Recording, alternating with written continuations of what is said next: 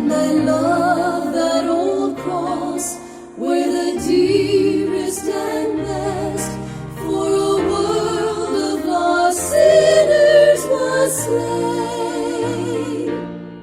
So I'll cherish the old rugged cross till my trophies at last I lay down. I will cling to the old rugged cross and exchange it someday for a crown. Oh, that old rugged cross, so despised by the world, has a wondrous attraction for me. For the dear Lamb of God left his glory above to bear it to dark Calvary.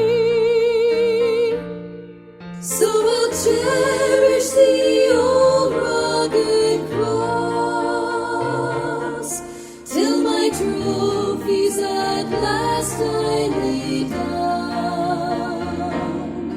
I will cling to the old rugged cross and exchange it someday for a crown.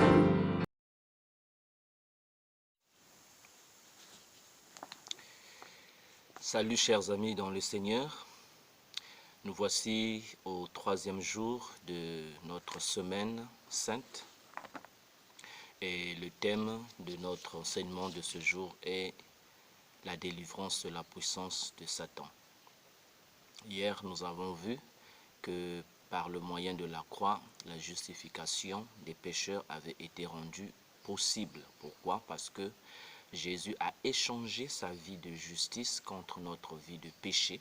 À la croix, nous avons reçu de Christ sa vie de justice. C'est pourquoi Dieu nous a déclarés justes. En voyant le sang de son Fils, il a vu ce sang innocent, ce sang saint qui était versé pour les pécheurs et il a mis cette justice de Christ sur notre compte. Et la leçon que nous avons tirée, c'est que nous n'avons pas besoin d'accomplir des œuvres de la loi ni de pratiquer certains rites pour obtenir la justification parce que c'est un fait qui a déjà été accompli pour notre compte sur la croix de Golgotha par notre Seigneur et Sauveur Jésus. Alors aujourd'hui, nous passons à ce thème qui est d'une grande importance également, la délivrance de la puissance de Satan. L'œuvre de Satan a débuté au jardin d'Éden, au chapitre 3, lorsqu'il a séduit Ève. Et lorsque Adam et Ève écoutèrent la voix du serpent et lui obéirent, ils se mirent automatiquement sous son pouvoir. Parce qu'en fait, quand l'homme a été créé, Dieu a donné à l'homme l'autorité. Dieu a donné à l'homme le pouvoir de régner sur sa création. Il lui a dit « domine ». Malheureusement, l'homme a transféré cette autorité, a transféré ce pouvoir lorsqu'il a écouté la voix du serpent et lui a obéi. Et à cause de cette désobéissance, Satan s'est introduit dans la vie des hommes, volant, détruisant et tuant le bonheur que Dieu avait initialement préparé pour ses créatures. Et Jésus avait raison quand il a dit dans Jean chapitre 10, le verset 10, que le voleur ne vient que pour voler, détruire et tuer. Ça, c'est le rôle du diable. Et si Satan dans la Bible est appelé le prince de ce monde, dans Jean chapitre 12, le verset 31, il y a une parole que Jésus dit. Il dit ceci: maintenant a lieu le jugement de ce monde, maintenant le prince de ce monde sera jeté dehors. Là, il parlait de Satan. Satan est appelé le prince de ce monde.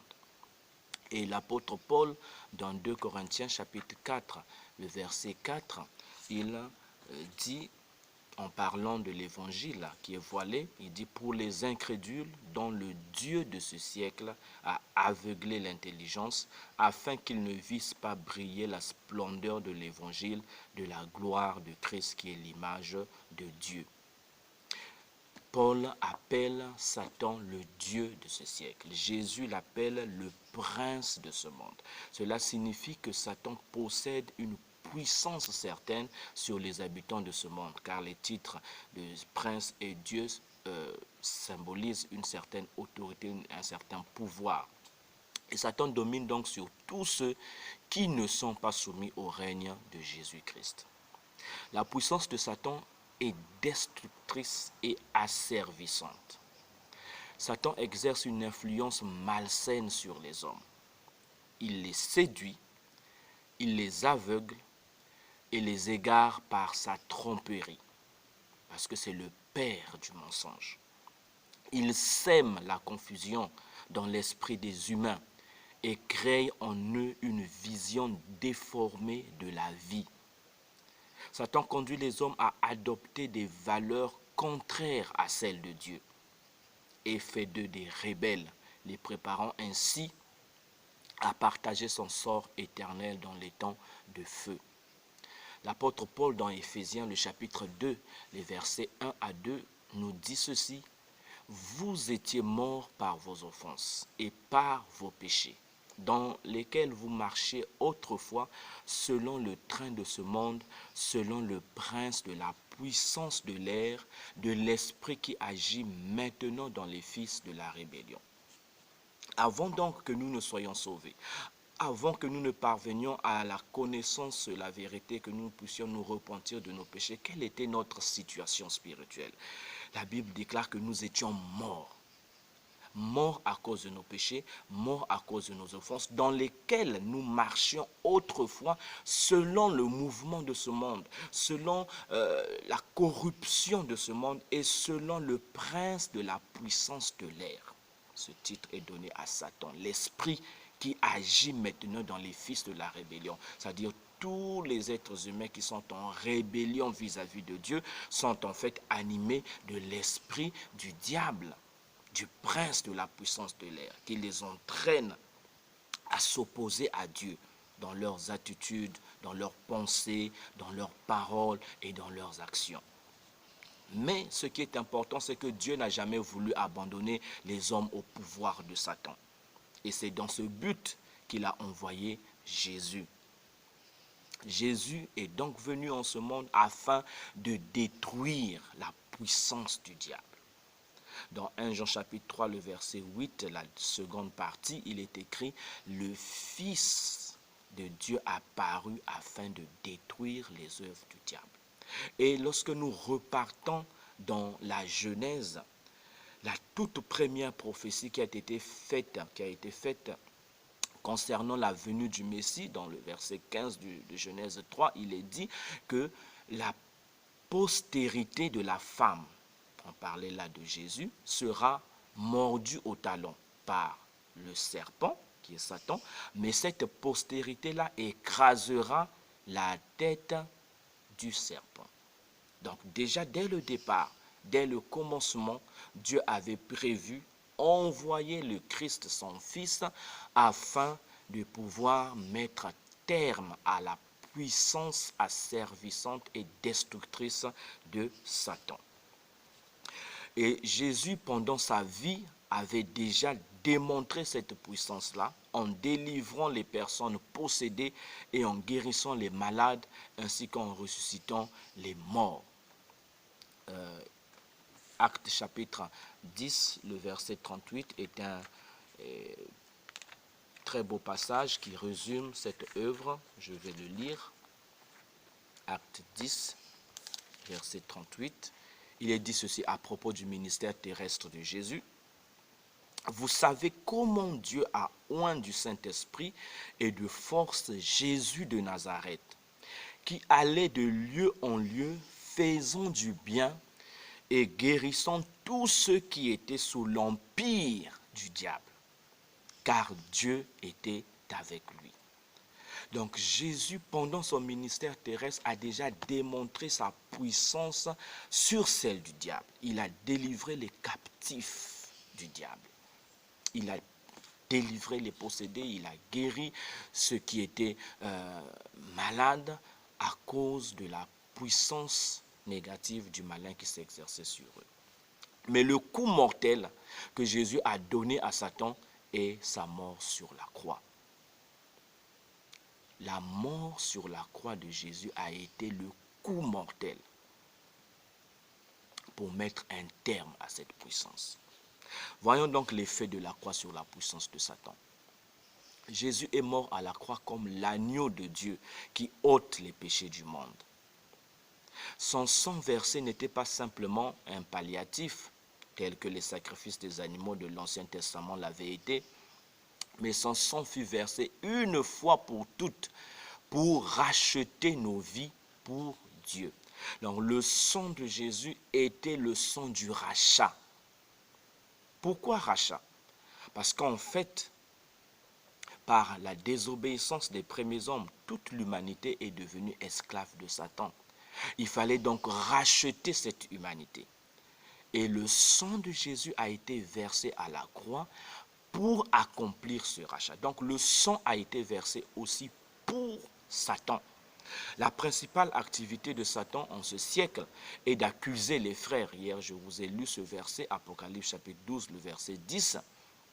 Il est appelé l'accusateur des frères. Mais il y a une personne qui se tient debout contre Satan, notre accusateur, et cette personne-là n'est autre que le Seigneur Jésus qui est notre avocat devant Dieu. Jésus se tient contre Satan comme notre souverain sacrificateur.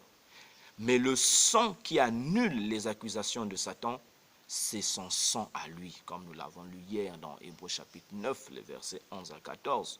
Le sang de Christ a une signification très réelle pour Satan lui-même. Et ce sang signifie deux choses accablantes pour lui.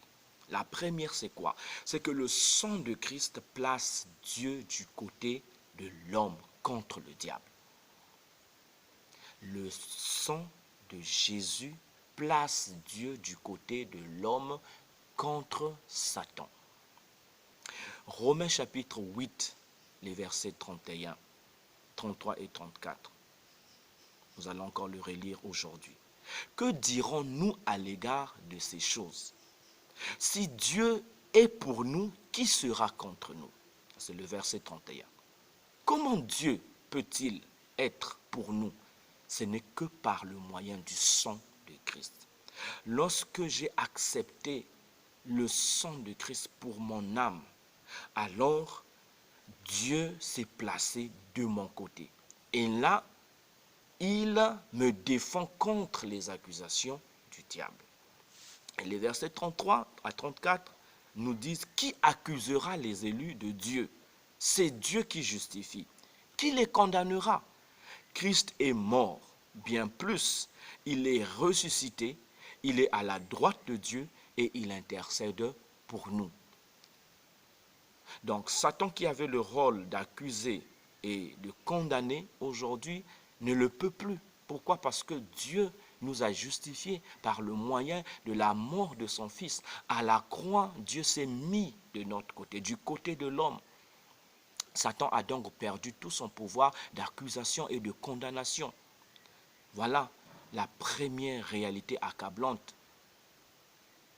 du sang de Christ sur Satan. La deuxième vérité, c'est que le sang de Christ annule les droits de propriété de Satan sur l'homme. Je vous ai dit auparavant que lorsque Adam et Ève ont préféré écouter la voix de Satan, ils se sont mis sous l'autorité de Satan. Ils ont donné à Satan le droit de régner sur eux, le droit de dominer sur eux. Mais lorsque Jésus-Christ a répandu son sang, ce sang a été versé pour annuler tous les droits que Satan avait sur l'homme. Prenons quelques versets des Écritures. Actes chapitre 20, le verset 28. Dans le discours d'adieu aux anciens d'Éphèse, l'apôtre Paul dit quelque chose de très important ici. Il dit ceci: prenez donc garde à vous-même et à tout le troupeau sur lequel le Saint-Esprit vous a établi évêque, pour paître l'Église du Seigneur, qu'il s'est acquise par son propre sang. Voyez la dernière phrase, pour paître l'église du Seigneur qu'il s'est acquise par son propre sang. Comment le Christ s'est-il acquis son église? Comment s'est-il approprié son église? C'est par son sang.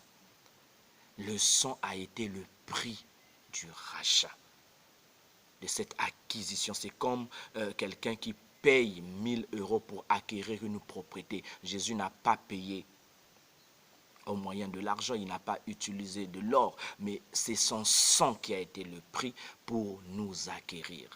Et 1 Corinthiens chapitre 6, les versets 19 à 20, nous rapporte aussi cette même vérité, mais en d'autres termes, l'apôtre Paul qui dit ici, « Ne savez-vous pas que votre corps est le temple du Saint-Esprit qui est en vous, que vous avez reçu de Dieu et que vous ne vous appartenez point à vous-même, car vous avez été rachetés à un grand prix. Glorifiez donc Dieu dans votre corps et dans votre esprit qui appartiennent à Dieu. » Je reprends cette phrase, car vous avez été rachetés à un grand prix. Tous les enfants de Dieu ont été rachetés à un grand prix. Et quel est ce prix? C'est le sang de Christ. Donc sur la croix, il y a eu une transaction. Le sang de Jésus a été payé afin que nous soyons délivrés de la puissance, de la domination du diable. Nous ne sommes plus ses sujets, nous ne sommes plus à son service, nous ne sommes plus ses esclaves.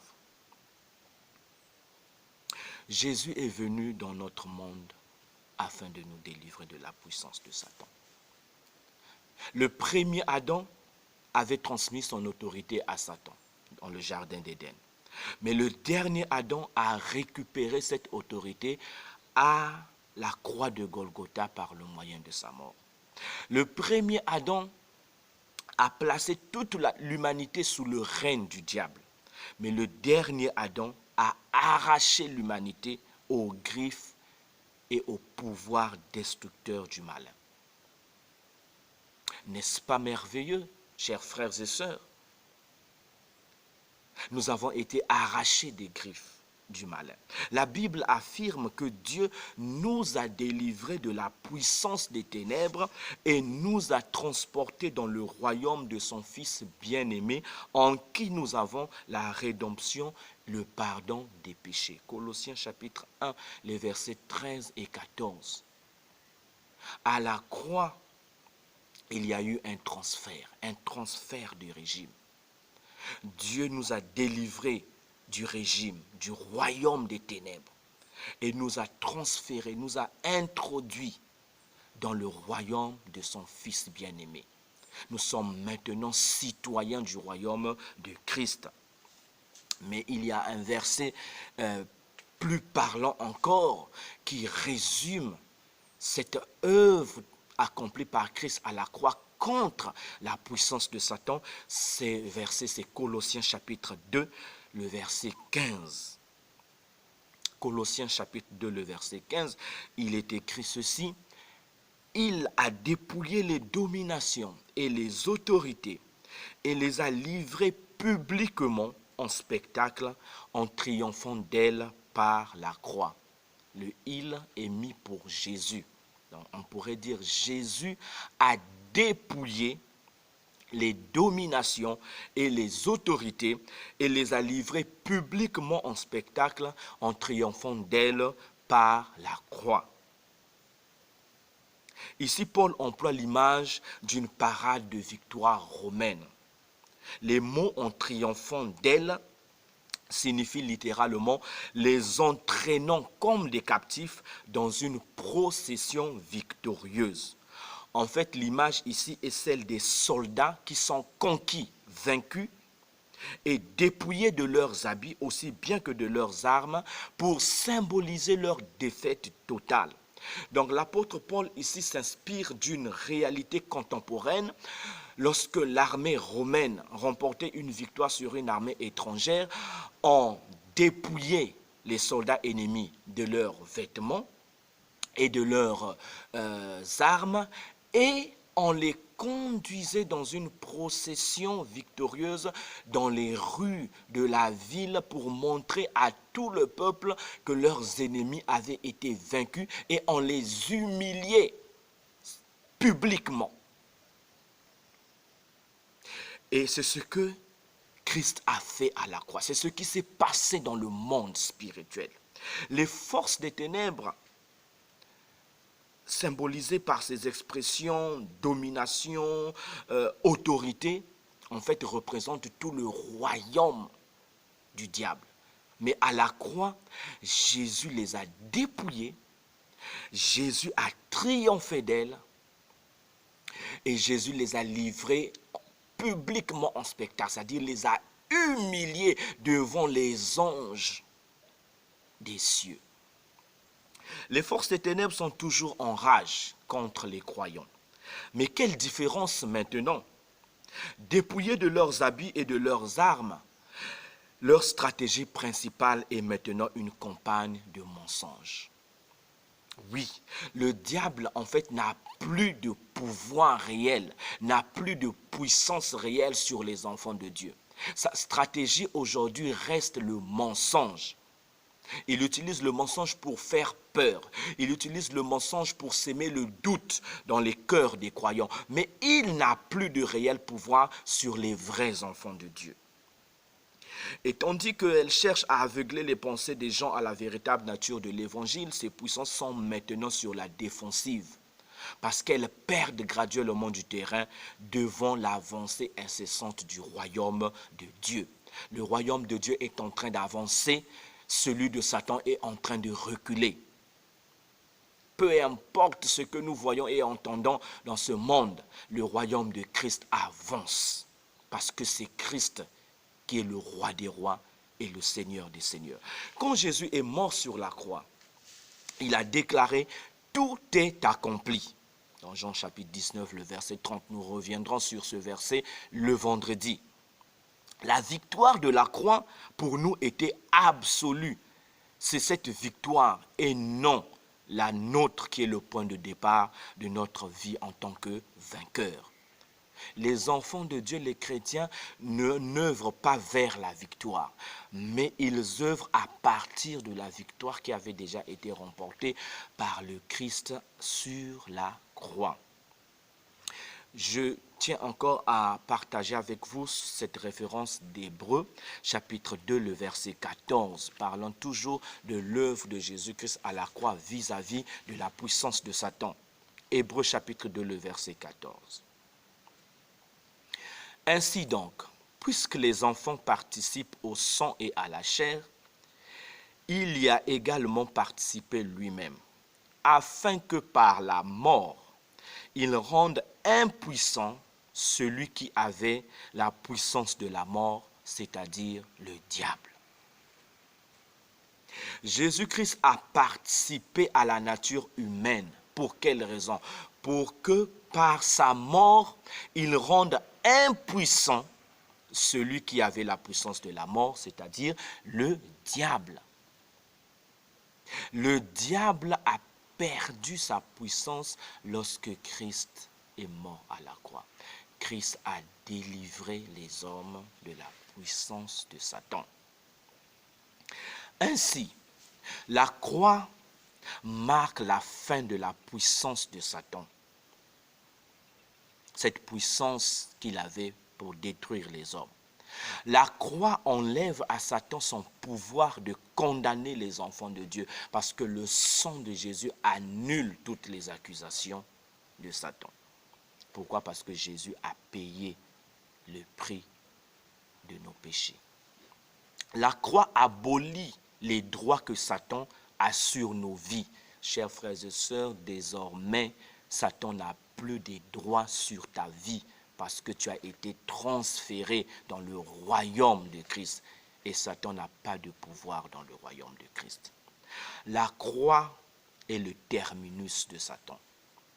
Parce que c'est là que Jésus a écrasé sa tête.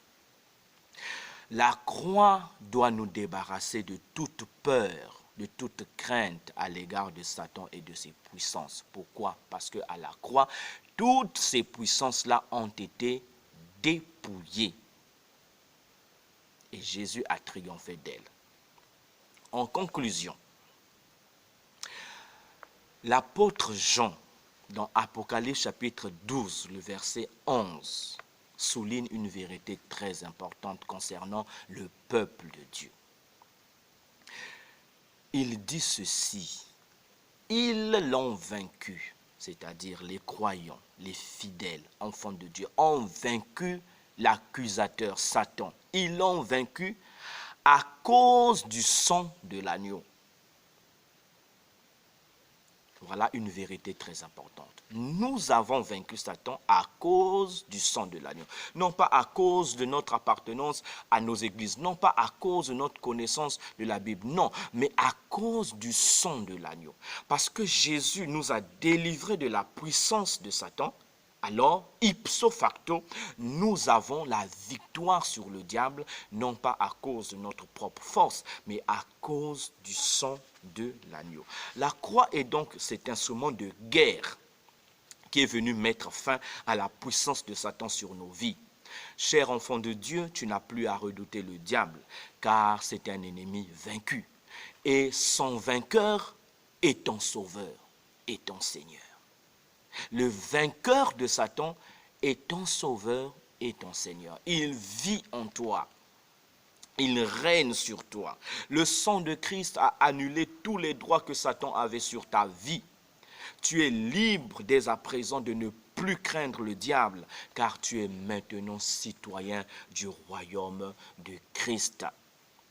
Voici, chers frères et sœurs, cet enseignement sur cette œuvre de la croix qui nous débarrasse de la puissance, qui nous délivre de la puissance de Satan. Christ est venu mettre un terme à cette puissance. Et dès à présent, tu es libre. Satan n'a plus de droit sur ta vie. Satan n'a plus de puissance sur toi. Sa seule puissance aujourd'hui reste le mensonge. Et si tu acceptes les mensonges de Satan, tu te places sous son pouvoir. À vous, mes amis, qui n'avez pas encore soumis votre vie à Christ, à vous qui n'avez pas encore pris la meilleure décision de vous repentir de vos péchés et de croire en Jésus, aujourd'hui, je vous lance cette invitation. Je vous prie, je vous supplie, si vous voulez être délivré de la puissance de Satan, il n'y a que le Christ qui peut vous délivrer de cette puissance. Et il l'avait déjà fait il y a 2000 ans de cela quand il est mort sur la croix. Mais pour que cette délivrance puisse se concrétiser dans ta vie, tu dois te placer sous le règne de Christ. Il n'y a aucune autre chose. L'encens, les bougies, les prières ne peuvent pas te délivrer de la puissance de Satan. Il y a un seul qui l'a vaincu, et c'est Jésus. Et il l'a fait à la croix de Golgotha. Agenouille-toi, repens-toi de tes péchés, confesse-lui tes péchés et demande-lui, demande à Christ de venir dans ta vie afin que la puissance du diable, le règne de Satan soit brisé, que tout son empire soit brisé et que dès maintenant, tu puisses vivre libre, libre, parce que le sang de Christ a été versé pour toi. Soyez bénis et à nous revoir demain pour notre 4e journée de cette semaine sainte et nous parlerons de la puissance d'une vie nouvelle. Bonne journée à vous.